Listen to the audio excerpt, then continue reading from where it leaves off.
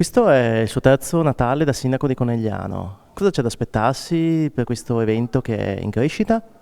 Beh, guardi, abbiamo cominciato con Natale 2017, poi abbiamo fatto il 2018 in cui gli eventi si sono moltiplicati e anche la serenità di un Natale che avesse un filo logico conduttore è stata l'anno scorso il valore aggiunto che ha portato molte famiglie, molti bambini all'interno della città a viverla in maniera completa. Quest'anno avremo altre iniziative, ci sarà anche il Biscione, per cui cercheremo veramente di rendere la città viva e di recuperare anche alcune zone che oggi non sono molto sfruttate. Beh, per noi la grande novità è rianimare il piazzale Fratelli Zoppas a Conegliano,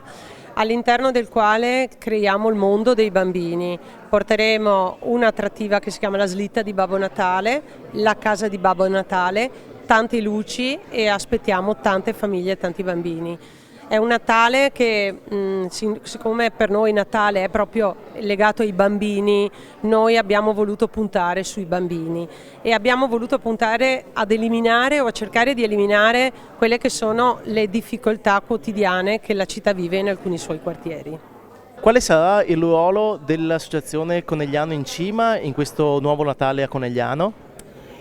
Allora, il ruolo di Conegliano in Cima è stato quello intanto di far coinvolgere tutti i commercianti, di ampliare le vie aderenti, quindi quest'anno veramente abbiamo tante vie periferiche e che abbiamo coinvolto in questo Natale e col simbolo grande che è la lanterna, che è luce, perché questo sarà un Natale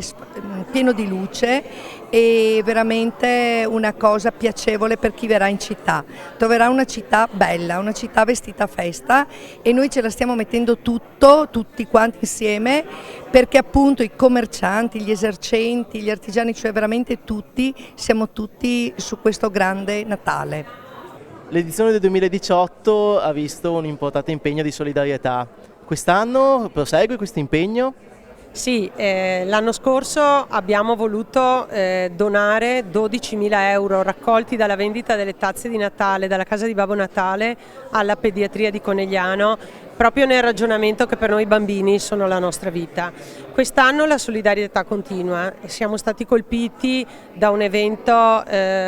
molto importante su Venezia e quindi abbiamo deciso quest'anno di accogliere di buon grado un'iniziativa che è partita dallo studio Andreani, il quale ha voluto trasformare i tronchi che l'anno scorso abbiamo utilizzato per addobbare la città, li ha trasformati in un cuore, il cuore di Vaio, che continua a far rivivere il legno delle foreste abbattute nel 2018 in un cuore e ne verranno realizzati 6.000 pezzi che saranno venduti anche negli esercizi commerciali della città e all'interno della casa di Babbo Natale, che continuerà a essere un'attrattiva destinata ai bambini, la cui entrata d'offerta e il ricavato dell'offerta lo devolveremo insieme ai cuori alla città di Venezia e alla sua popolazione colpita da un evento atmosferico molto importante.